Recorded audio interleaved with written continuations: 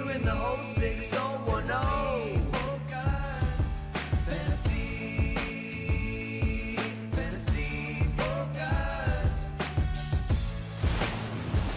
What's good, friends? Welcome to Fantasy Focus Football alongside Mike Clay and Field Yates. My name is Daniel Dopp, and I barely made it here on time. Yeah, I wish people could have seen that chaos. That was rolled in here. You literally sat on your seat 2 seconds ago. Well done. Thank you very much. I mean, Do you have an excuse or no? I do have an excuse. I live on the other side of Hartford, right? So like I've got a little bit of a longer commute. And there was a dump truck that had stopped in the middle of the highway on my side of Hartford in the middle lane. Okay. That was stopping all of the traffic. Everyone did not know whether to go right or left around him. It took forever. And Why it was did you do that? I don't know. I wanted to stop and ask. Yeah. But I called our producer, Tyler. I was like, Tyler, I might be a little bit late today. So I know you guys were prepared to be able to make fun of me in case I was late. We're still going to I'm not going to lie. We had a lot of material. We had 30 seconds worth of I material was going to say, already. dang it, I need some. Do you want to give it to me so I can know what we're doing? We got a fun show planned here today, though, my friends. We are diving into our Week 4 preview, Part 1. Obviously, the playbook comes out. We're going to dive into the wide receiver cornerback matchups. We're going to give you a long shot as well towards the end, and then obviously a Thursday Night Football preview. We can't wait. I got to tell you guys, and I'm sure many out there listening have this same feeling, but once you get into the rhythm of the football season, I don't know what to do with myself on Tuesday and Wednesday night. Yes, agreed. My father was in town last night. Both of our kids were off from school. My wife is a coach in the fall, so we were both unavailable to pick up our kids from to take care of our kids in the afternoon. So my dad came down, which is so incredibly kind of him, and he's had a great time with the girls. But last night, after our girls went down, my dad was like, "Do you want to go watch some TV?" Well, let's go catch up with the old man. And I was like, "What do we watch?" My dad and I don't have like the same Netflix tastes per se, you know? So we ended up watching the Cubs and the Mets, and neither one of us is a Cubs or Mets fan, but it's sports, and we watch sports. That's amazing. Just watch film. Yeah. Yeah, I was grinding the tape instead. That's right. Yeah. We went to bed at like 9:55. So. No way. I mean, yes, for me, 9:55 is very normal on Tuesday or Wednesday. That's too early. Okay, well, when your kids wake up, when my kids wake up, Mike, we can have a conversation. Well, that's better than what I was doing because I bought a sofa and a giant one and built it, and then it's just too hard. Like, I don't like it. Oh, no. I don't like it's like a Goldilocks So now situation. I have to try to find a way to package it back up. So I was out like shopping for a new sofa, trying to find one that you like sink into. I feel like that's important. I don't understand all these sofas where you're just like this. Yes. I don't want to sit there. Nobody like wants You to don't wanna sit sit in, stiff on an up there. I wanna airplane sink in. seat on I your wanna be able to couch. sleep. Nobody wants that. Yes. So I'm completely trying. agree. If anyone has any suggestions for a good sofa, I'm in the market for a nice. Everybody one be with careful with Mike. No crazy suggestions. Are you need a good sofa sofa. sleepers? Because I know you talked about the divot that gets in your like. Will you fall asleep on your couch like while you're watching games, or are you like, I can't do that. I don't lay down because I know I had a friend a long time ago that was like, I will not lay down on my sofa, and I was like, that's the weirdest thing. What do you mean you won't lay down on your sofa? And he was like, the couch cushions separate in an uneven way, the way that they're not supposed to, and they break down sooner. So I will, if I'm going to lay down, I never lay down on my sofa. And I was want like, to sink in. I I want do to be too. able to sleep on it if I I want it want to feel to. like a cloud. Exactly right. man. That's what I'm looking for. So I was like out clouds shopping. too, but That's what I was doing on my non-football nights. All right. Well, Sofa hunting, so I'm comfortable when we go. watching the games on Thursday.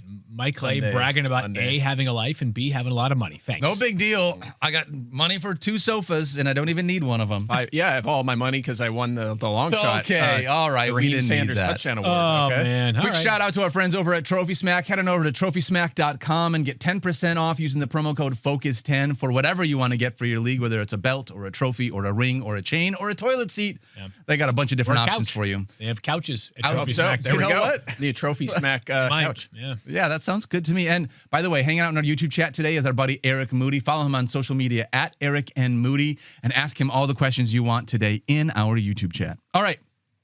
Let's kick things off with a Week 4 preview. Part 1. We will do Part 2 tomorrow, but we're going to bring a couple of questions to the table. And I'm going to start, if you guys don't mind. Please. Why not? Yeah. I will always get a kick out of you asking for permission because I will always say yes. I appreciate that. Field is bored already. He's ordering lunch already. Well, We're it's sitting a here lunch. trying to Listen, talk ball. He is a lunch I app am open. pre-planned. I have to get out of here in a snap right after the show. That's I fair. forgot to order my lunch prior. You That's can right, order man. ahead. We'll hold down the fort. You do What do what you you guys? got to do. What'd you say? Let me get. Yeah, my- let me It's see. Taco Correct. Day. Taco Thursday. That's Everyone right. knows it's There Taco we go. Thursday. There we go. Taco and nachos at the ESPN Caf on I can't Thursday. wait. I can't wait. That's happening. All right, here's my first question. What'd you guys say? Sorry, I'm too busy ordering my coffee. Coming off a 224-yard, 4-touchdown performance, Are the Lions running backs set up for a trap game against the Cleveland Browns? Well, I say a lot of good things about the Lions, and I want to just I can be balanced, right? Exactly. This is a balanced situation. I'm going to mostly focus on Jahmyr Gibbs. We might talk about David Montgomery and the RB2 conversation in a little bit. So I'm basically focusing on Jahmyr. That's interesting. But here's the good. Okay. He's Jahmyr Gibbs. He's Jahmyr Gibbs.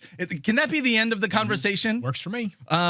This workload split, just in case everyone's not watching the Lions the way that I have, this workload split has shifted. You sure has. Last year, it was, we're going to start with David Montgomery. He is going to be our lead back. He's going to wear defenses down. And then we're going to bring in Jahmyr Gibbs, who's going to now have this explosive boost to be able to take advantage of all these tired defenses.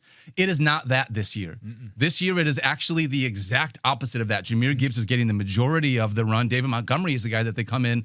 He's still the change of pace back, but he's like the change of pace hammer back now rather than being a speed guy. Gibbs has played 50 more snaps and has 21 more touches. That's 7 touches a game that he's getting over David Montgomery. He has been money for fantasy managers. 15 fantasy points in week 1, 19.4 in week 2, 26.9 in week 3. There's all the reasons why we have always ranked him inside the top 5. Yeah. Is there a but? The but is this Browns defense has been really good against running backs. Week 1, they played Chase Brown. He scored 13.1 fantasy points, and that's only because he got in the end zone after 17 attempts from inside the 5-yard line. Don't fact check that. It was not 17. It was actually 18, but it was not that big of a deal. It took too many. It took too many. Week 2, they shut down Derrick Henry, 2.3 fantasy points, and then week 3, they played Josh Jacobs. He scored 12.4. All 3 of those were top 10 running backs last year, and they didn't top more than 13.1 fantasy points. They've given up the second fewest amount of fantasy points to running backs so far this year. I'm not playing him. Okay. I'm not benching him. There's not like an actionable necessarily to this, but it's the idea of warning us. I won't be shocked. I would be disappointed, but I won't be shocked if a guy that we're ranking as running back 5 finishes as running back 12 to 18, because that's sort of in line with where running backs have been finishing when taking on this defense.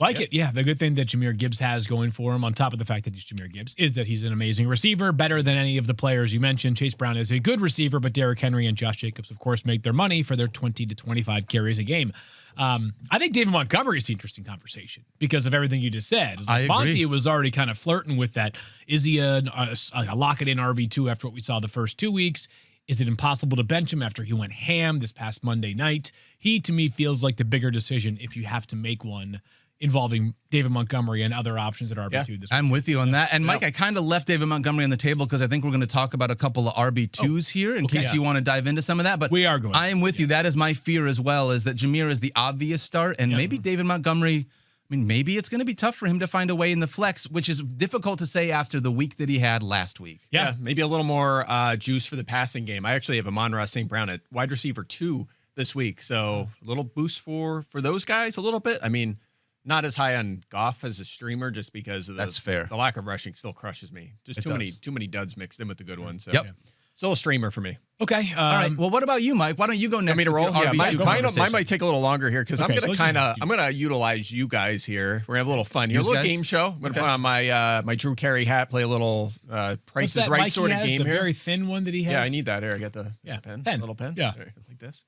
All right, welcome to the show. Thank you. Good to be here. The price is wrong. If you disagree with any of my takes.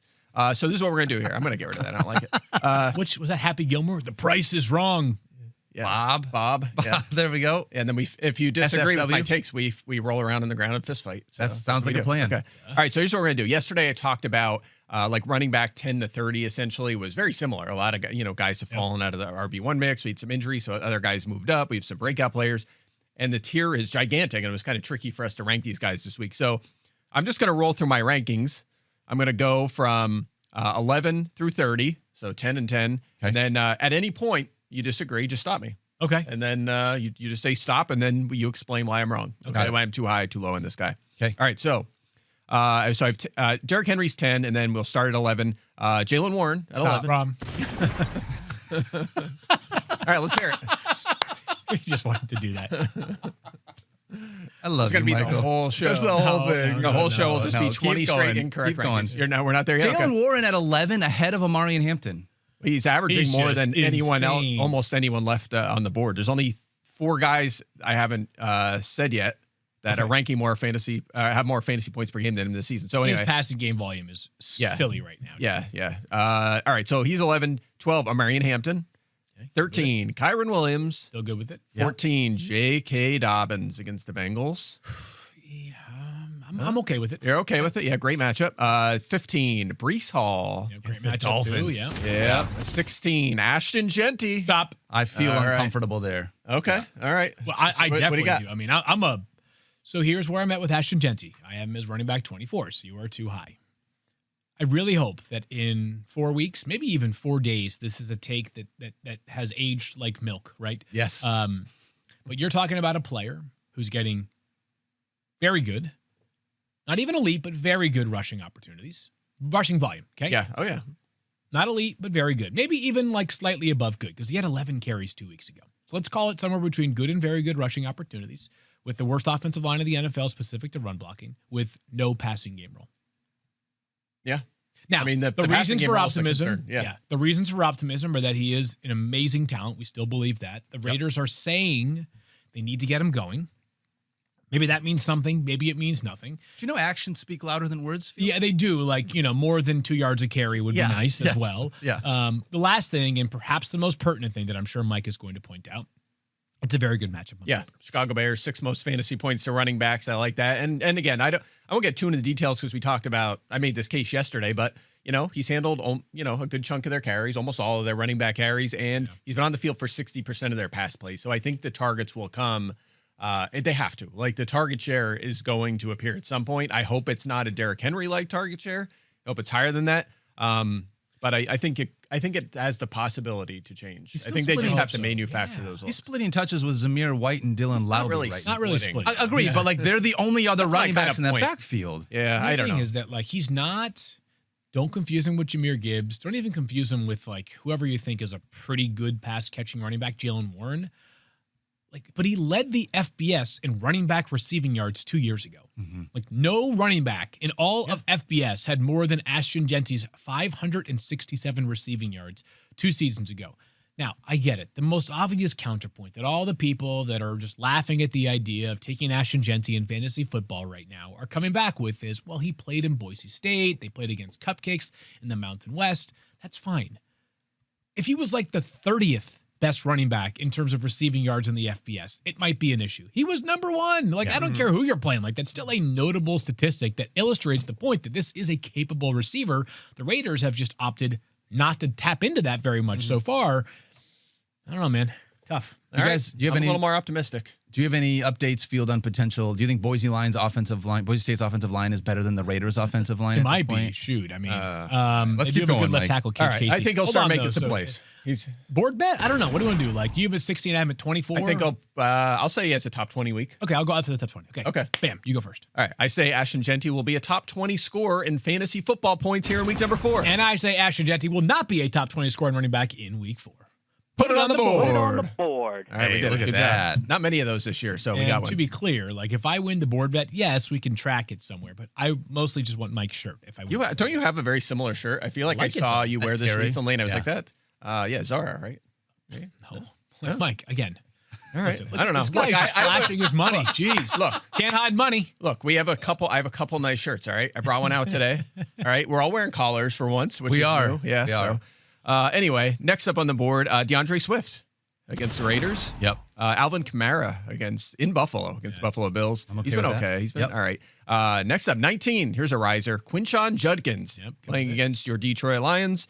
At 20, another riser, Cam Scatterbo. Against the Chargers. That's a tough matchup, but in a good spot with no Tyrone Tracy. Hey, 21. My takeaway from 10 to 15 to 16 to 20 is that it's a big drop off, man.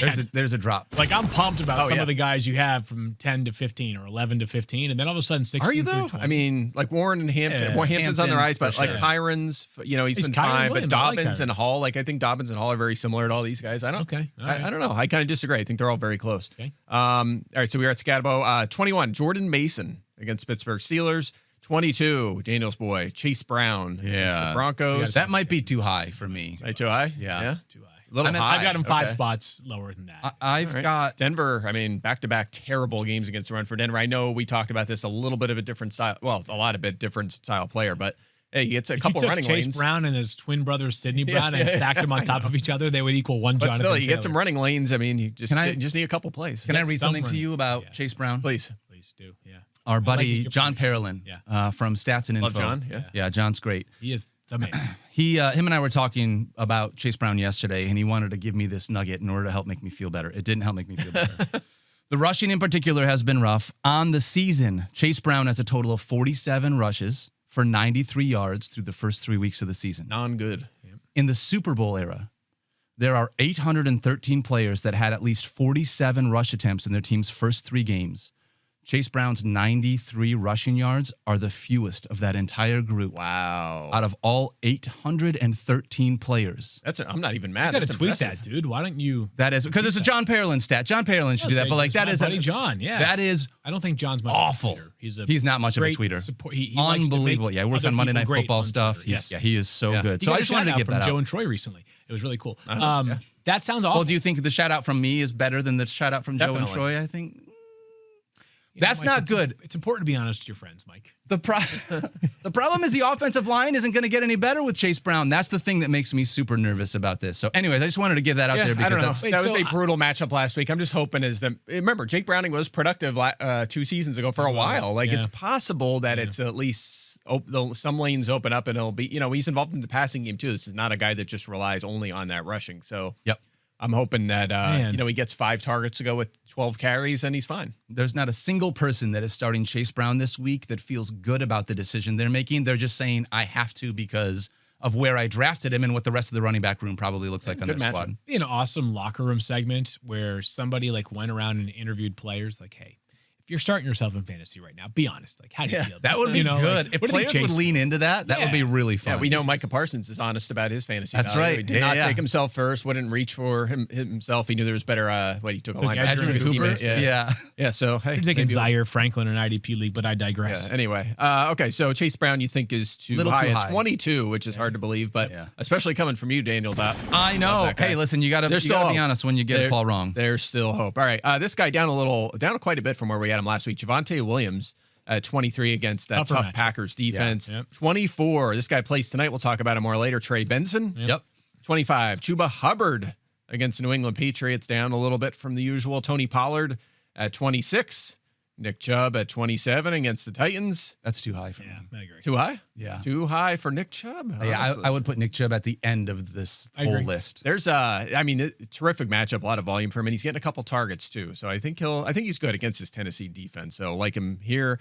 28, Ken Walker the third. Now this assumes Zach Charbonnet is back for this game, which Yep. He's questionable despite practicing in full. We'll talk Yes, about that that more. was- yeah, if interesting. Charbonnet's out, obviously Walker jumps up quite a bit, probably to the top of this list we just laid out here. 29, your boy David Montgomery against Cleveland. Again, tough run defense. Is that because he scored 29 fantasy points last week? You had him ranked as running back 29?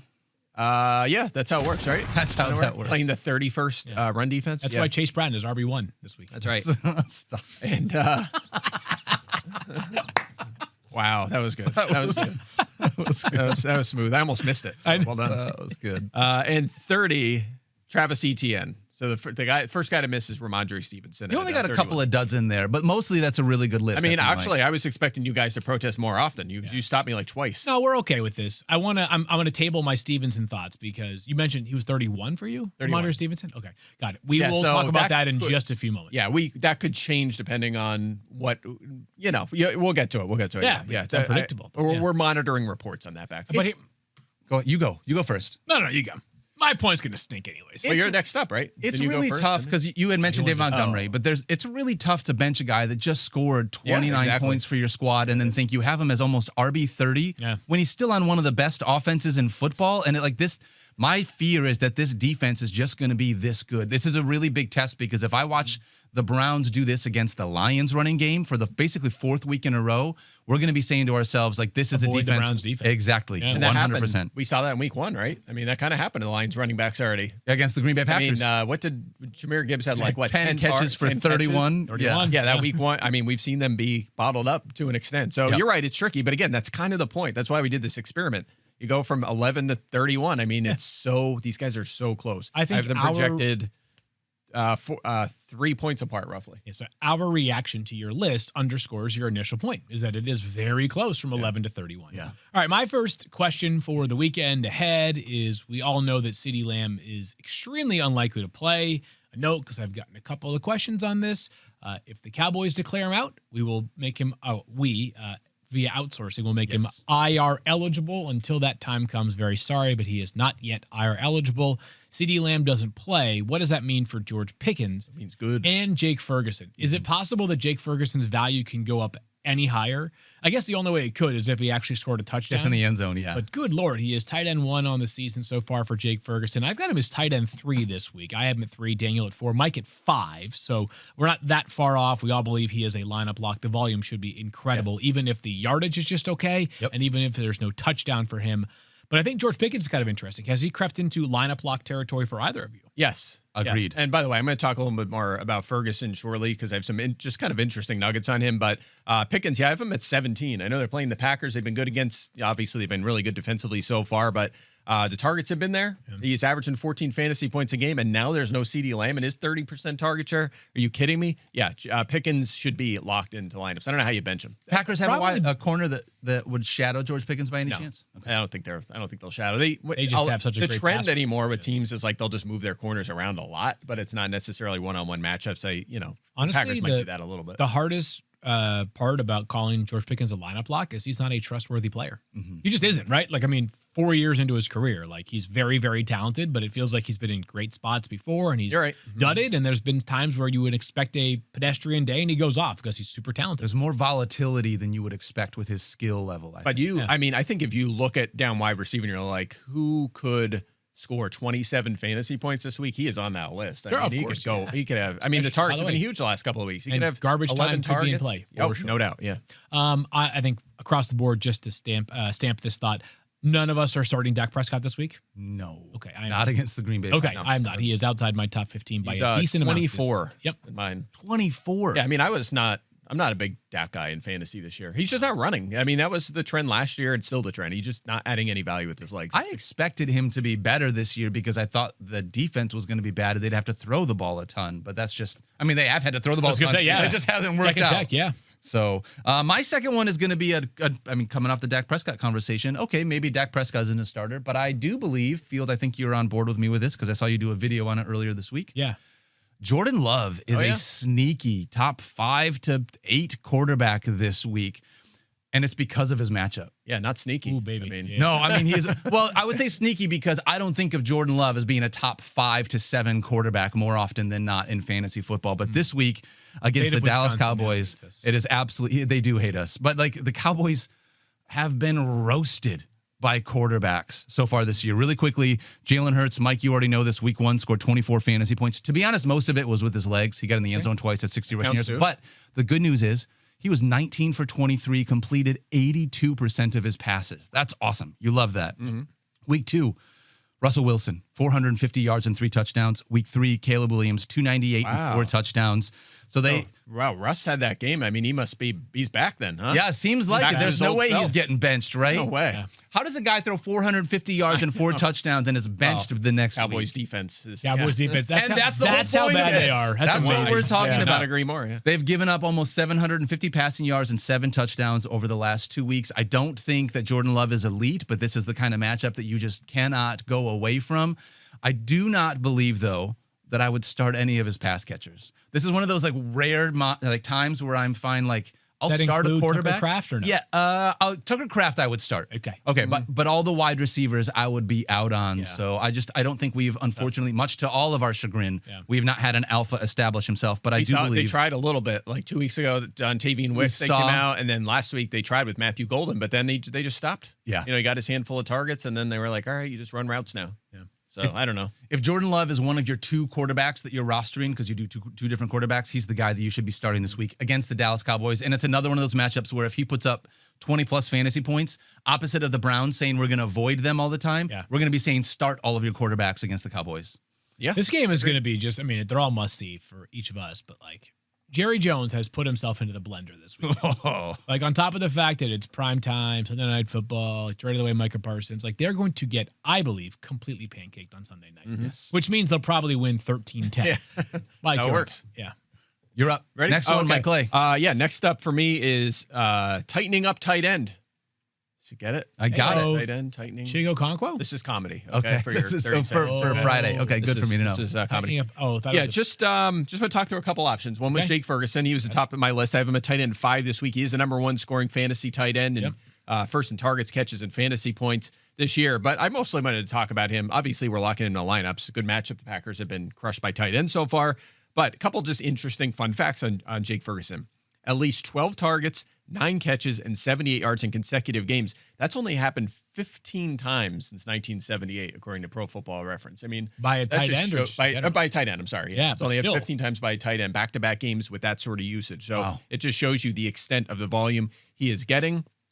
Also, this is kind of a fun fact, too. Remember the playoff game back in after the 2023 season, the Packers played the Cowboys, and in that game, Jake Ferguson had 3 touchdowns, okay? Yep. I remember Of course, that. these teams play for the first time since that game then, today. yeah.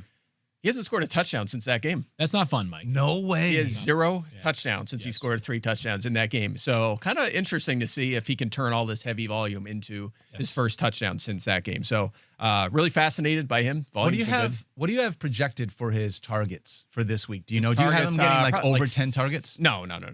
It's rare. I mean, you need to be like a peak end wide receiver or like Trey McBride to get close to that. So like 7. Okay. Yeah, right around 7. I'll take A couple I'll take more the Jake over on Ferguson fun facts. He is the grandson of Barry Alvarez, longtime Wisconsin head coach. Okay, good one. He's born January 18th, 99. All right, So he will sure. be 27 All right. this upcoming January. And he's actually from Rapid City, South Dakota. All of right. those are just as fun as the one that Mike shared. No way, mine are way better. They are better. You were shocked by that touchdown fact. Dude, 2023, he hasn't gotten in the end zone since that It's a game. playoff. Yeah, That's all crazy. I like believe it score was all last against year. the Packers, right? There were 3 of them in that game.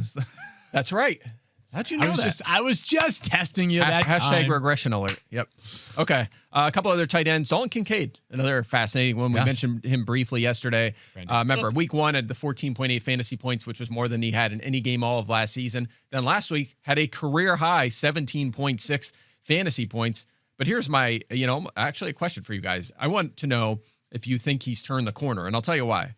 Okay. He's playing 51% of the snaps this season. Last year was 54%, so pretty much not much different than last year. Yep. His target share when he finished 19th last year in fantasy points per game was 19%. It's 16.5% this year. You're answering the question. The difference is 2 touchdowns already this season. That matches his total from all of last season. He does have 3 end zone targets, which is tied for the tight end lead, but 4 is his career high. So is that a trend, or is that something that's going to Doesn't go he only away? have 17 targets on the season? He's got like 16 or 17 targets through 3 games. It's not a his lot. target share is not very high. Yeah. I think he has gotten fortunate. He Yeah, plays on I an agree. absolute wagon offense where they're going to score a lot of touchdowns, and so far he has been the beneficiary. Yeah, and last year he was Touchdown not luck. a Yes. factor Yeah. there. Yep. So yeah, I mean, maybe it's a little better than last year, but I'm not sure he's going to be. I'm not sure he's hit his stride and is a tight end 1 that we thought he'd be. I would said. agree with that.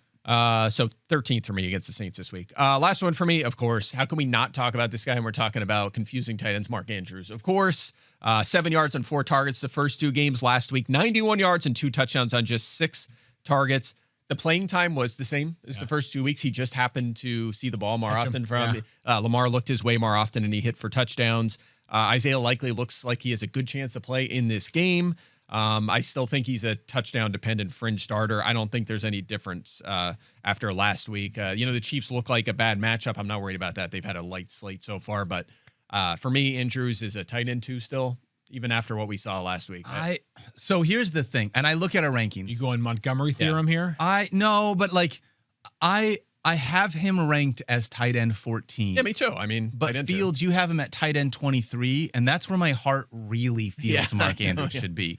I think that if I had him based on name value and the offense that he plays in, I'm probably starting him over a bunch of the guys that are outside the top 15. But in my heart, I feel like he's not going to be a top 15 guy just with the way that the offense has utilized him. The emotional side of the game is the hard part for me. So why do you have him all the way down outside the top 20? Well, mostly because I haven't touched it since the Monday Night Football game took place. I work ahead of my ranks Monday afternoon, so yeah, I will go in there and maybe boost him a little bit. But yes, that's mostly the reason. Okay, got it. But still doesn't feel great. There's I don't like feel great 250 players you're trying to rank, and sometimes you let one slide through the crack, especially with those Monday Night Football outliers. I'm still keeping Isaiah Likely on the end of my bench. I want to see his Absolutely. deployment first in case they just decide he's our guy now. Yep, absolutely. I agree. There's a chance of it. Yep. All right. My question that's it here for me. is Caleb Williams just a weekly starter in fantasy now? Yes. Like, are we For turning now, that yeah. corner? Just like he's just one of them? Or is he a matchup dependent guy? Because he currently is tied for the NFL lead in passing touchdowns. He is using his legs a lot as well. The dramatic confidence uptick is, to me, completely noticeable, and he gets a great matchup this weekend. We all have him as at least quarterback 7. I'm quarterback 7. You guys are both quarterback 5 for Caleb this weekend. I get it. They're 1-2. I get it. They play in a great division, and maybe this team will finish with just 7 or 8 wins this year. I love the Caleb Williams story, though. I love it. I love seeing Caleb make these strides. Like, it's grinds me to a nub sometimes when a guy has one okay season and we're saying to ourselves, this is the biggest bust in NFL history. People are saying, is Tyson Bagent going to be the quarterback of the future? They're like, what are we doing, guys? We're so overreactionary so quickly. Yeah, it's how it works. Quarterbacks especially. So, give it time. And like we were having this conversation at lunch yesterday. Why do bad franchises stay bad? I don't want to get us off the rails here, but I really believe one of the biggest issues is owners have grown so impatient. They make change for the sake of change. Yep. Caleb Williams has a ton of talent. If you don't see it by now, that's on you. Is he perfect? No. Are there areas to continue to improve upon? Yes. For our purposes right now, the combination of much improved passing, excellent group of pass catchers to throw the ball to, an amazing matchup, and some leg utilization makes Caleb Williams a starter. They go into their bye in week 5. We'll evaluate this in week 6. But for this weekend, feeling really good about it. Isn't it funny how Daniel Jones is like so good? And he's first in QBR as Daniel Jones. Yeah. It's great, but he's averaging 23 fantasy points a game. He's such a positive success story. Caleb Williams is averaging 23 fantasy points a game. Same thing. He's 9th in QBR, which is terrific, ahead of a lot of very good quarterbacks. So you're right. He's been good so far. I think there might be scenarios where he is a really tough matchup and we're like, probably, maybe we look for a streamer this week. But play the for Packers, now, then we'll talk about it. If you say neutral matchups across the board, he's probably 7th or 8th in our ranks right now. Yeah. Yep. Okay. I'm with you. That was a good one. Last one from me. Okay. And it's going to be pretty quick. I think this one is going to be a much quicker takeaway, but it's just wanting to let the people know. If you've been waiting for 3 weeks for Jordan Addison to return, he's now available to be able to come out. However, you're going to wait, I think, another week before you put him in your starting lineup. I don't think that this Vikings offense can support 3 pass catchers. Can you just support Justin Jefferson? Honestly, that is the whole thing. Last week, I tried to give a little bit of optimism around TJ Hawkinson with the way that Carson Wentz, Mike, you know this, like he had utilized his Eagles tight ends really well, but he was playing with Zach Ertz and Dallas Goedert. So we know that he had like a bunch of really good tight ends. We got to see an uptick from TJ Hawkinson last week. I love that. But I'd love to see Justin Jefferson be able to get back on track. I don't think we've seen a number 2 wide receiver like Jalen Naylor and who's the Adam Thielen? Yeah. Like neither one of them have done anything right now that are useful for us in fantasy. So I know you've been waiting for Jordan Addison to come back. He officially is back from suspension. He can play this week, but I am not putting him into my starting lineup. He's unfortunately going to be on my bench for 1 more week. Who gets more targets, Jordan Addison or Demarcus Robinson, who's coming back this week from suspension as well for the 49ers? Find out later on in the show. Niners need Ricky him. Pearsall and Juwan Jennings, both DNPs to start the week, is something that we're going to continue to monitor. Both of them Ricky Pearsall sounds confident that he will play. We haven't heard on Juwan Jennings, but we will find out probably a little bit more in the next 30 hours from right now. If you start like 6 receivers in your fantasy league, Robinson could be a name to keep an eye on. If you start 6 receivers. That was a good caveat. Good caveat, Mike. He might be busy, though. Field, you got one more. Mike only brought 2 to the table because we're going to dive into its wide receiver. Slackers. Well, no, we did. With that running back segment was so long. long. Yeah, we made that too. Last one. I know Mike has hinted at this in a few different places, but it may not necessarily be perfect. It may not always be pretty. Drake May creeping on up into that quarterback 1 territory, kind of realizing some of the preseason hopes, right? We have seen some really good stuff from Drake May as a runner so far this year. That's the most encouraging part. He's got 2 out of 3 games with at least 7 rushing attempts. He had 45 rushing yards last weekend. The Patriots are throwing the football a lot right now, perhaps not by design, and the pass catching group is not all that inspiring. And yet Drake May, feels like a top 10 option once again this week. I've got him as quarterback 11, Daniel at quarterback 10, Mike has him as quarterback 13. A little bit lower. This Panthers defense better than we anticipated. Yeah. Do you want me to tell you why? They're running cover 3 at the highest rate in the NFL. They're allowing the fewest fantasy points to quarterbacks, the highest yards per carry at running backs at almost 6 yards per carry. I would imagine that's connected. And that could be good news for the running backs actually this week, which it sounds like we're going to talk about at some point. But that's what's coming up right next. Yeah. So maybe we get into that. But yeah, I think that's kind of fascinating. That's the Panthers' approach. It's working against the pass, but it's not working against running backs. Don't fix it. Yeah. So it's but just really cool to see for fantasy. Again, I still think Drake has, and I'm a gigantic Drake May believer and fan. So I am very optimistic about the outlook for him in New England as a real quarterback. But for fantasy, he's already coming around, and like the cost was so favorable this preseason that if you decided to roll the dice with Drake May in like the 10th round, it's been one of your better value picks across all positions. But perhaps the bigger question mark this weekend for the Patriots is how are we forecasting this Patriots backfield? I think it's natural, it's instinctive to say to yourself, all right, Ramondre Stevenson puts the ball on the ground twice last weekend. That has been an area that he has struggled with throughout his career. Coming into next week, it's the Travion Henderson opportunity for him to at least lead the way. I think that's possible. I don't think it's a certainty, though. I still think there is a little bit of a veteran deference that comes along with Ramondre Stevenson at this point of his career. On top of that, Mike Vrabel said right after the game last week, coaches can answer things in a variety of different ways. And perhaps this is just Vrabel being he just knows how to connect with his players so well and knows how some guys need tough love and some guys need like the positive reinforcement. And he was like, we need Ramondre. We need this guy for us. Sure He's did. a huge part of us, right? So I think Ramondre Stevenson is going to resume a role. I think the Patriots backfield this week, if I had to just guess, it's completely throwing a dart against the wall. I think it's more like week 1 than it is week 2 or week 3. That's my guess. Remember, because week 1, it was Ramondre was leading the way, but it was a decent amount of Travion Henderson in terms of designed utilization. He played like 35% of the snaps, but he had 6 targets. Like that was really inspiring. Yeah. Like if you can get 6 targets in 35% of the snaps, imagine if that role grows by 10% of the snaps. You could be a legitimate RB2 candidate. These past couple weeks, it's been heavier skewed, or at least week 2 and week 3 by design was skewed more heavily towards Ramondre Stevenson. After the fumbles last week, we saw more of Travion Henderson. I think it looks like week 1. Well, I mean, the problem here for me is that it wasn't Henderson first. It was Antonio Gibson. Well, he put the ball on the ground too. Yeah. Well, right, but I'm saying what it was like Henderson really wasn't playing. It was Stevenson, and then Gibson was coming in to give him a break, and then the fumbles happened, and then it was more Gibson, and then he fumbled, and then it was all Henderson. Well, not all. That's the thing.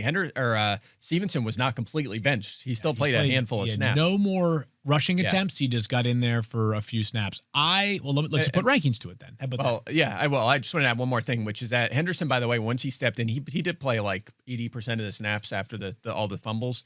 Yeah. He didn't really move the needle much, unfortunately. Yeah, there was a lot of usage. He didn't really do much with it. Yeah, but at least he didn't drop the needle like the other 2 guys. He didn't, but it was not enough where you're like, okay, if he crushed it, then you're like, okay, it's his backfield. I did see a report that he was the first running back up in practice. I don't want to make much of that. But I talked to Mike Reese about that. Mike Reese, who is our Patriots reporter, he's great. He's the best. Yeah. Literally sets the bar. It's one of the greatest humans to ever walk this earth, and I mean that sincerely. Yep. I talked to him. I said, "Hey, does that mean?" He posted the video of Travion Henderson being first in running back drills, and I was like, "Does that mean something? Is this typically how they usually go, like starters first, et cetera, et cetera?" He said, "I don't know." He said, "It might mean something. It might mean nothing." He's like, "It doesn't mean anything." He just, it just was. So I don't want people to, I don't want people to get mad, have venom towards the reporters who are posting the videos, because while it could be that Henderson takes over on Sunday, it is not simply because of what we saw in a running back drill on. You had asked, how are you forecasting this backfield? For me, it is cloudy with 100% chance of benching. I'm not playing either of these 2 players. Well said. So, the highest ranked Patriots running back I have is RB28, which was Ramondre Stevenson, which to me is a guy you don't want to be playing. Yeah, I'm at 31 on Stevenson, 39 on Henderson, and I'm fine to avoid this week. Yeah. This could be one of those weeks, though, where we think this with everything you just laid out, Mike, about the Patriots. Really well. Maybe all of a sudden the boom game from Travion Henderson happens because of the way that this Panthers offense works out. I just can't trust it with like confidence right now until I see more. Last thing that any of us wanted was for the Patriots coach to be pumping Ramondre Stevenson heading into week 4. We were really hoping that Henderson was going to just be able to grab this running back room, or at least, if it doesn't become his, just at least feel like he's going to be more involved than what he's been through the first 3 weeks of the season. I will say, though, keep Henderson on standby because Stevenson might be one fumble away from just... Yeah, I mean, he's a buy low candidate, a major buy low Henderson, candidate for me. sure, Yes.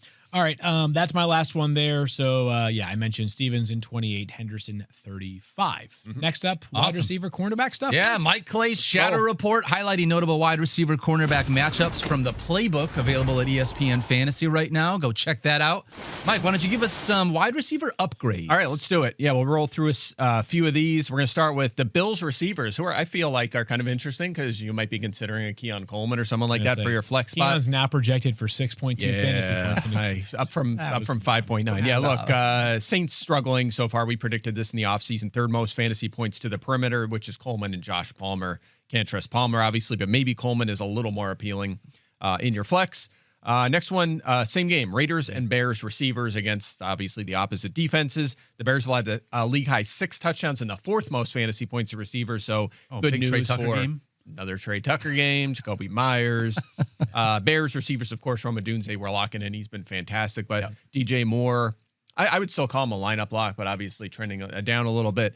They faced the Raiders' 3rd most fantasy points to receivers. They've allowed at least double digits fantasy points to 6 receivers already in just 3 games. The Raiders have a lot, yeah. And then last one in upgrades here is, of course, the Packers wide receivers. Again, similar to the Bills, right? You're like Matthew Golden, Wicks, Romeo Dobbs. Can I consider them in a deeper league for my flex? Well, maybe this is the week. The most yards, touchdowns, and fantasy points, including the most to the perimeter by the Cowboys so far this season. I think Deron Blaine will play in this game, which helps them. Yeah. But nonetheless, we still expect them to give up a ton of points. Okay, so I would say out of the players that you just mentioned who are due for an upgrade this week, the one who is probably like closest to maybe being benched that you're now feeling more confident in is actually DJ Moore. Agreed, yeah. Like, with all due respect to like Matthew Golden, like I would love it for Matthew Golden to have a monster game. I don't think a lot of people are planning to start him this weekend. Same with Keon Coleman. Yep. Same with, who else did you mention? Trey Tucker's on the fence after the big Jacoby week. Myers. We said the Myers Packers is locked. receivers. Yeah. Who do you think has more targets this year, DJ Moore or Marvin Harrison Jr.? So far this season? Targets? Yeah. Oh, who has more? Yeah. 3 games. Harrison. I don't know. Harrison has 17, Moore has 16. Yeah. Like the idea that like they've both just fallen into we're a 5 to 6 target a game wide receiver at this point. Not ideal. Is disappointing right now. Yeah. Don't like it. It really is. All right, so a couple of upgrades though. We love the upgrades, Yeah, Mike Clay. That's the downgrades. positivity. Love the upgrades. Wait, actually, before we get to the downgrades, who are you guys picking in the Bills Saints game? Is it? Are you getting like 20 points? Yeah, what's the line? Points. Yeah, I know. Yeah. 17. That's the line. That's The spread is 17. Oh my, that's a huge number. I'm going to still go out on a taking limb the and take Bills. the Bills money line. Yes. All right, downgrades. How much did you have to bet to make like $1 off that? Probably $800. What do you think it is? Minus 800, minus 1,000. $8 to win $1. Yeah, something like that. Yeah. All right. Not good. Don't do that. Probably. Downgrades. This one would have been more fun had Joe Burrow been active, but Jamar Chase against Pat Surtain. He's going to shadow him most likely this week. Surtain has already shadowed Calvin Ridley, Michael Pittman, and believe it or not, Quentin Johnston last week, which we did hint on a long touchdown in this Quentin segment. Johnston. Yeah. And I say, we weren't surprised. I talked about it on the show last week that may happen, but Johnson did pretty good in that game, considering better than the other guys. Those 3 did average 9.9 fantasy points. So he's been his usual terrific self, even though Johnson did a nice job last week. These teams played in week 17 last week. Now, again, Joe Burrow played in that game. Jamar Chase had a huge game, 102 yards on 15 targets. He did that mostly away from Surtain. Yep. But on the other side, this is the real key because we know we're starting Chase. T. Higgins was shadowed by Riley Moss in that game. 12 targets, 11 catches, 131 yards, 3 touchdowns for T. Higgins in that game. Wow. Should be the same matchup this week. So I know it's not Joe Burrow, but again, this is one of them things where you're thinking about your wide receiver 3 slot or your flex. Maybe T. Higgins makes the cut. Good matchup. Gosh, that's tough. Everything about watching Jake Browning last week feels like just a stay away. Right. This is the inverse of the David Montgomery thing. Yes, exactly. How can I bench David Montgomery? Meanwhile, how can I play? How can I play any of these guys? Yeah. Like, That's what we're even doing Jamar with Bengals Chase right doesn't feel good. Like you're starting him, but like I don't feel like I'm getting Jamar Chase level. Like with Jake Browning under center, Jamar Chase is more like who's a mid-tier wide receiver too that he would turn into. I mean, he's not DK Metcalf. He's we're going that far, wide receiver 2. I mean, he did crush it with Browning 2 weeks ago. I mean, we have a 1 full game sample this year. It was Minnesota, one of the best defenses in the NFL. It went terribly. But the week before, he had 10 catches just from Browning. I mean, it's possible he can give us top 10 numbers. Who's the biggest riser for wide receivers so far this season? Odunze? Rome Odunze? Okay, so probably. Yeah. Rome Odunze. Who would you rather have right now? Rome Odunze or Jamar Chase? I'd rather have Rome Odunze. That's a great question. I'd rather have. Isn't that a wild question to ask in week 4? That's tough. The hard part is how wild is that? I think you would have Chase. So, dude, he's the best raw talent receiver in the NFL. Maybe Justin Jefferson is, but he's in the same question for Jefferson. The one I think Jefferson's due soon. I think it's coming very soon. Is raw talent one of those things that automatically shows up on the stat sheet, or do you actually need to have production? You're not in the points per raw talent. No, I don't think I am. I would rather. I am. I would rather have, you are just straight points raw talent. No, I'm in a points for raw talent. Oh, okay, got it. Yeah. I would rather have Rome Odunze because I think he's going to have a consistent quarterback for the rest of the season. And knowing how bad the offensive line is, we're looking at Jake Browning until December-ish. Until they trade. At least. I think Joe's not going to play this year. I can't imagine that by the time that Joe's eligible to come back, the team is in a spot where they want to be able to actually bring him back. They're not going to be a playoff contender, it doesn't feel like. I would agree. That's a tough one. Anyway, right, so we'll talk about that some more. We got that one. Steelers receivers against the Vikings. The Vikings just talked about it. Fewest catches and fantasy points allowed to receivers. And that's interesting, guys, because they've played the Bears, Falcons, and Bengals receivers, and they've allowed the fewest catches and fantasy points. Wow. So that's been a tough challenge. Yep. And they've been really good. Only one receiver has reached double-digit fantasy points, and it's Daniel Dopp has called him better than Jamar Chase. Rome Odunze. That's right. That's true. Patriots receivers against, by the way, that of course applies to DK Metcalf most notably. And then Patriots receivers against the Panthers. I just talked about this. They're playing a lot of cover 3. They've led the 3rd fewest fantasy points to receivers this season, including the fewest to the perimeter. So Kayshon Boutte, avoiding him in our flex this week, probably the same for Stephon Diggs. And guys, the last one is Calvin Ridley up against Derek Stingley Jr. If Stingley plays, he's dealing with an oblique. If he goes, he shadowed Devontae Adams and Mike Evans. Him and Kamari Lassiter combined to shadow Brian Thomas last week. Mm-hmm. The point totals for those 3 receivers in those games, 7.2, 10.6, 7.5. So it's been a tough start for Ridley, inefficient. He's been shadowed a lot. That's been a big reason for it. It's just another tough matchup for him this week. So if Stingley goes, if Stingley doesn't go, Lassiter will shadow him. Still tougher, not as tough. But he's a tough one. Did Ian Eagle drop? He went for the, what was it like? He used a great line on Kayshon Boutte. Oh, he grabbed the booty. Is that he grabbed Boutte? It was that's like what it was. It was that's something what it was. along those lines, right? Ian Eagle, what a legend that guy is. I want to ask you guys a question that shocked me when I looked it up. You guys are numbers guys, obviously. Yeah, I've heard of numbers. DK Metcalf ranks where in air yards per target this season? There are 80 qualified wide receivers. It's low. 74th. He's 78th out of 80. Yeah. He's averaging 5.6 air yards per target. He is not the guy that we thought DK Metcalf was going to be coming from Seattle. Aaron Rodgers is just not really finding him deep at all. I was shocked when I saw that stat because I try not to watch many Steelers games if I can help it. It's just not fun. Mm-hmm. Yeah, Arthur we need Smith, lack of creativity on display again. Is that what you're saying? I didn't want to say it, Field. Thank you for saying it for me. You then. No problem. Yeah, we like high percentage throws, but we need more vertical. 100%. I mean, the dude is massive. Let's get him the ball. Yeah, when Kendrick Bourne and Mac Hollins have deeper air yards per target than you do, you know you're. A couple other. I think we have a couple other quick ones here. Neutral matchups. For the full screen, maybe? We got a full screen. Sure, might play. Yeah. All right. Shadow report. Terry McLaurin. Wow. For those not watching the YouTube chat, go ahead, Mike. Go ahead and give us the sheet. Terry McLaurin against AJ Terrell. I don't think either of those is going to play, to be honest. But if they do, Terrell will shadow McLaurin. If McLaurin doesn't play, will Terrell shadow another wide receiver you're worried about? Debo moves around too much, so I doubt it. Okay. Terrell may not play either. Sure. L'Jarius Sneed against Nico Collins. Again, neutral matchup. Sneed hasn't done. He's a good player, but he hasn't slowed opposing number 1s yet this season. And then finally, and again, this is Tyler. This is not me, by the way. Daniel Dopp up against stand-up comedy. That's going to be a tough one. Friday, tomorrow. Yeah, it's going to be a Friday matchup. I can't wait for that. Did you guys see, by the way, L'Jarius Sneed was asked about Nico Collins? No, I missed that. He was asked in the Titans locker room about Nico Collins, and I believe on 2 separate occasions he said, "Who?" So evidently not afraid. Wow. All right. Well, maybe a little added juice there. Oh, but, I wish. I wish. It's like Nico You're Collins is starting such a Nico good anyway. player. Yeah, you can't not start Nico. Texans are favored by a touchdown in this game. I get it. The Titans are not good either, but like Yeah, to the Texans who have 38 points in this game, is it going to be literally like 20-13 is going to be the final? Yeah. What is it's Survivor? You guys do Eliminator as well. Like they're an 0-3 team. And they're very appealing this week in Eliminator. The Texans, yeah. I mean, that'll be something. Yeah, it's tough with this deep in the league to take a team without a win in Eliminator, but it's hard to pass on them. Call. Yeah. You got to burn them at some point. All right, let's talk about a Thursday night football preview. Seahawks taking on the Cardinals tonight. We had a couple of lineup blocks here. Mike, you want to give us your lineup blocks for this game? Sure. Jackson Smith and Jigba. Ken McBride. There you go. And Trey McBride. That is it. Yeah, we're not putting Harrison there. We're not putting Benson there. Ken Benson's Walker. close, Ken Walker's yes if Zach Charbonnet is inactive, but if not, he is not a lineup block. That projection we have on the screen is assuming that Charbonnet plays right now, correct? That's why it's at. It is as well. Yeah, I have. I'm doing EBL tonight, and they were like, "Do you have any anytime touchdown props that you want to talk about?" I said, "Nope." I don't at all. Right? I mean, I don't like. There's just nothing good. There's nothing I love here. For those that haven't combed through the Seahawks practice reports this week, Charbonnet was a full participant both Monday and Tuesday.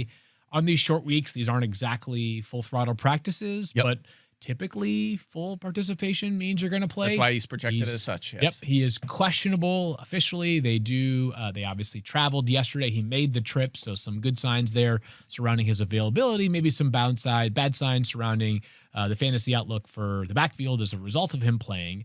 To me, though, and we're going to hit each kind of like one big storyline for this game. To me, it's no surprise who is going to be the Cardinals featured back tonight. It's going to be Trey Benson. The role should be big. It should be legitimate. We're talking about maybe 70, maybe even more than 70% of the snaps and the opportunities out of the backfield. I like the player a lot coming out of college. I've seen some good things on tape so far through 19 games of his NFL career, whatever it is, 20 games. What does it actually look like, though? We've seen guys who they looked good in small doses and they take on a bigger role, and it's not quite the right fit for them.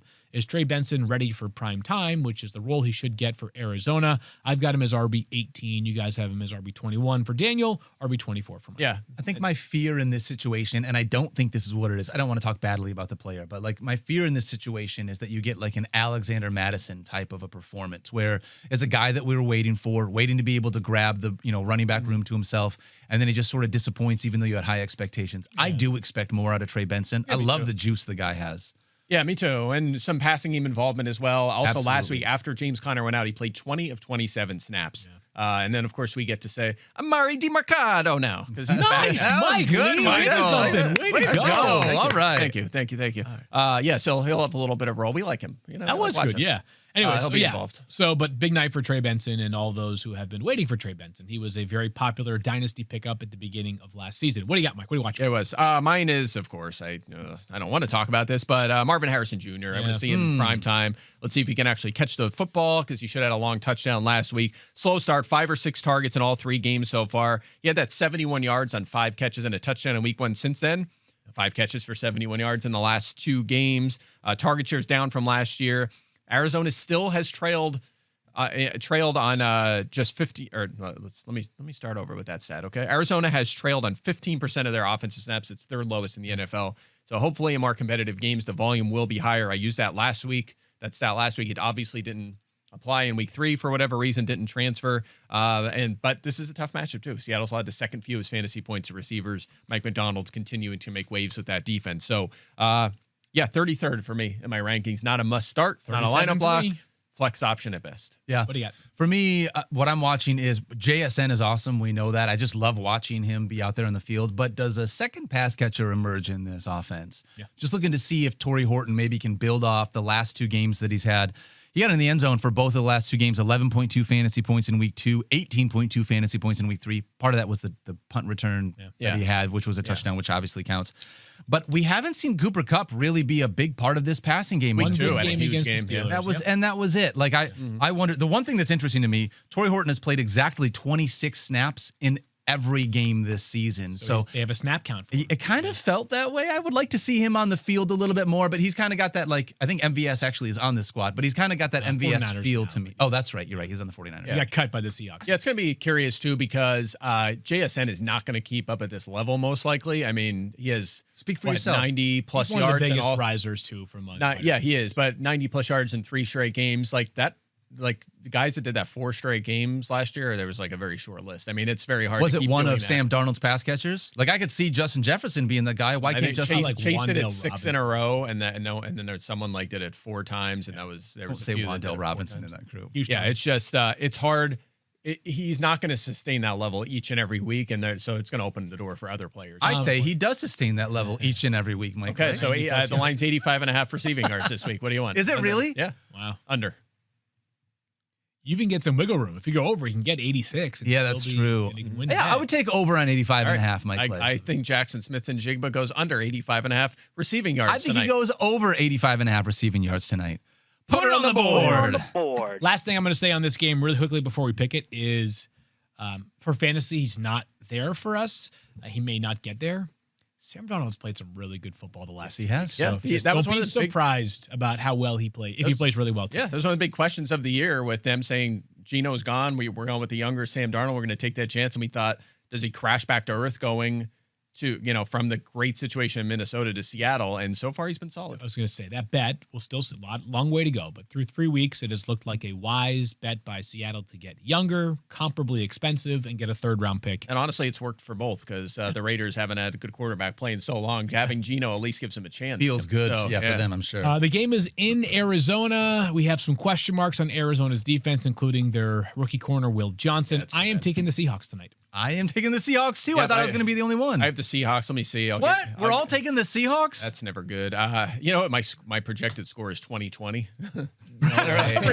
So it's a tie, guys. So we're going to tie tonight. Yeah, I give a slight edge to Seattle. Okay. Yeah. There you I have like it. Last bit of business here, guys. Let's do it. The Raheim Sanders Monopoly Fund. Here's how this one works. We're trying to pick long shots. We are allowed to pick, the longest of long shots. They have to be rostered below 0.5% This was brutal. right now in order to be able to Yeah, choose there's someone. still options. So we didn't recap last week. So I had Kendrick Bourne did not score. Played a big role in that game because I said that before Juwan Jennings was ruled out. Still did not score. So that was an L. Who did you have I last had week? Tez Walker, who had 1 catch for the Ravens, and it went down to like the 3-yard line. So close. Yeah, that's right. That's right. Yeah. I had Remember, I Rashard originally Smith. had You had Kendrick Rashard Smith Bourne who as played well. 4 snaps. Got it. Well, originally I had Tyrod Taylor and decided again QB was not in the spirit of the which game. that would have not paid off. Yeah, by the way, correct. Are we keeping an eye on that?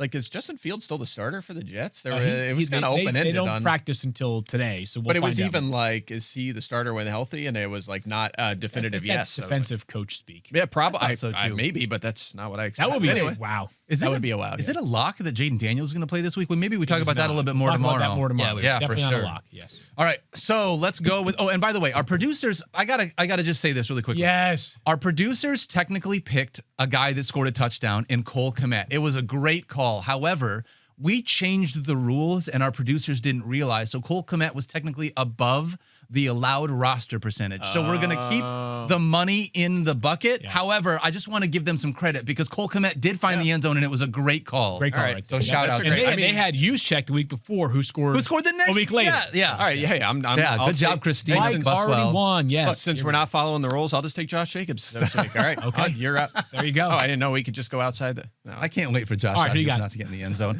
I'm going to go with Hassan Haskins, rostered one. at I looked at 0.4% him. of league, number Yeah. 2 running back for the Chargers. Maybe gets a goal line try now that Najee Harris is not there. So I'm going to go with Hassan Haskins for mine. What about you guys? Okay, Mike has this name has actually already been mentioned on the podcast today. Okay. I am going with 49ers wide receiver Demarcus Robinson. I love it. And Robinson is was on my eligible to short play list. on Sunday after serving a 3-game suspension, and they are paper thin at wide receiver. As Mike noted, Kendrick Bourne played a lot last week.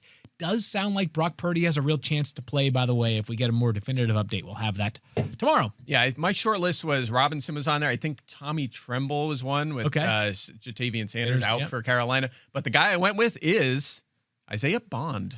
Oh, for the Browns. Isaiah Bond. How many catches does he have so far this year? 2 or 3? He had, let's see, he played 67% of the snaps last week. I think he has 4 targets, maybe 3 catches. But their playing time went up a lot last week at Harold Fannon's expense. So we play a little bit more. Your Lions have already led 4 touchdowns to wide receivers. So that's true. I thought kind of an interesting play. Remember, this was a guy that was not invited to the combine for off the field issues. But as soon as he became eligible, the Browns scooped him up, and he's already their number 3 receiver. I mean, he moved right past Deontay Johnson, who they cut, and Jamari Thrash. So he's kind of on the ascent.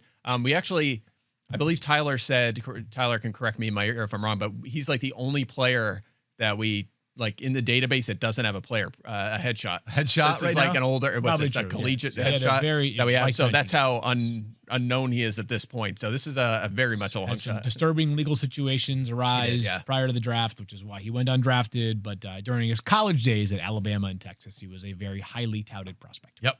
All right, we got one more. Our producers this week are going to pick Bills wide receiver Elijah Moore to find the end zone. Made the long list for me. He's 0.3%. Wow, that's surprising. That's right. Didn't he score last week? So they're taking my Tez Walker logic, which is there's no way a long shot could score in back-to-back weeks, which actually means there's a chance. He scored in week 2 against the Jets. He did not score last week. Maybe that should be a rule. They're allowed to have scored before, but just not like. No, I don't. I don't know. We're under 0.5%. Okay, all right. And soon we're going to be under 0.3 if someone else scores. So hey, Field. I just actually got a notification. The head coach from Iceland on the Mighty Ducks called, and he wants his haircut back. Oh, I was just curious. I'm just practicing for Friday, guys. I gotta feel like I can maybe get a couple things out. Oh, good. I would have laughed really hard if you saved that one. I got a text too. Your lunch is ready. That's all right. Way to go. Later. Everyone's good here. All right, that's going to do it for us today. Make sure you have fun watching Thursday Night Football. Don't forget to love each other. Be kind to yourself. Set your lineup. Put all your guys in the flex that need to be in the flex. Don't start a Thursday Night Football player in the flex, please. All right, and we'll see you guys tomorrow for our Friday preview. Amari DiMercado.